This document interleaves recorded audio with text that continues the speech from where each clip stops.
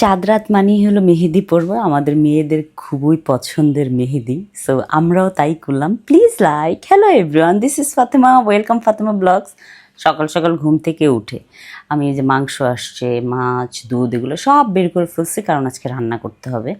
তো এখানে হলো আমি আমার ফ্যানটা ক্লিন করছি, কারণ যেহেতু ঈদ সামনে, তো সেই জন্য বাসার সব কিছু ক্লিন হচ্ছে। আর সায়ান বসে বসে ল্যাপটপ টিপছে।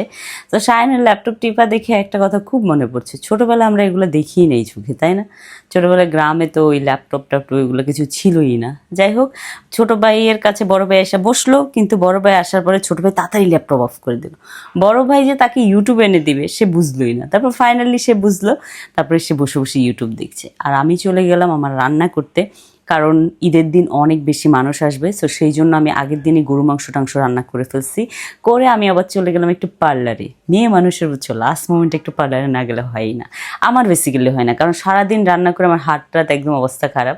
তো আমি একটু পার্লারে যে মেনিকিউর করলাম, তারপর হলো একটু চুল সেট করলাম। ও মার্জানাও গিয়েছিল। মার্জানা তার চুলটা কেটে ছোটো করে ফেলছে। বলে কি, আন্টি তুমি কেন ছিল না? ওনারা বলছে আর আমি কেটে ফেলছি, বুঝিই নেই। তারপর মার্জানাও মেনিকিউর করছে। সে এত সুইট করে একটা হাসি দিল। আমার এখানে হেয়ার ওয়াশ হলো, হেয়ার ওয়াশ করে এখন হলো আমাকে হলো হেয়ার সেটিং করবে।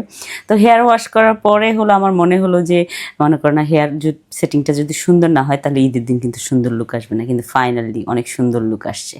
তারপরে এই যে আমাকে বেলি ফুল কিনে দিল। আমি বেলি ফুল হাতে দিয়ে অনেক খুশি মনে বাসায় ব্যাক করতেছি। আমার হাসি দেখেই আপনারা বুঝবেন যে আমি কতটা খুশি হই বেলি ফুল হাতে পাইলে। আমাদের মেয়েদের কিছু কিছু ছোটো ছোটো মানে আবদার থাকে। সো এই আবদারগুলো যখন ফিল আপ হয় অনেক ভালো লাগে। বাসায় এসে দেখি আমার মেয়েরা আমার আগে চলে আসছে, এসে তারা সুন্দর করে ডেকোরেশন করে ফেলছে। তারপরে এই যে আমরা একসাথে সবাই হোয়াইট কালার নেল পালিশ পরেছি। আমরা হলো মেহেদি দিব। তো এর মাঝখানে হলো আমার হাজব্যান্ড, ও চলে আসছে। তো ওর সাথে বসে বসে একটু ভিডিও বানাচ্ছি। ও বলে কি, আর কিছু বাকি ছিল না জান, আমাকে দিয়ে ভিডিও বানাবো লাস্ট পর্যন্ত। আমি বললাম প্লিজ প্লিজ একটু বানাও। সো যাই হোক, আমার হাজব্যান্ডের সাথে আমার এই খুনসুটি টাইমটা অনেক বেশি ভালো লাগে। যে সে বলতেছে যে কি করাচ্ছ আমাকে দিয়ে। আমার সবাই দেখে, অফিসের মানুষ দেখে, আমার ফ্রেন্ড সার্কেল দেখে। আমি বলি সবাই দেখবে আর বলবে দেখো মানে ওনার ওয়াইফ কোনি কত ভালোবাসে।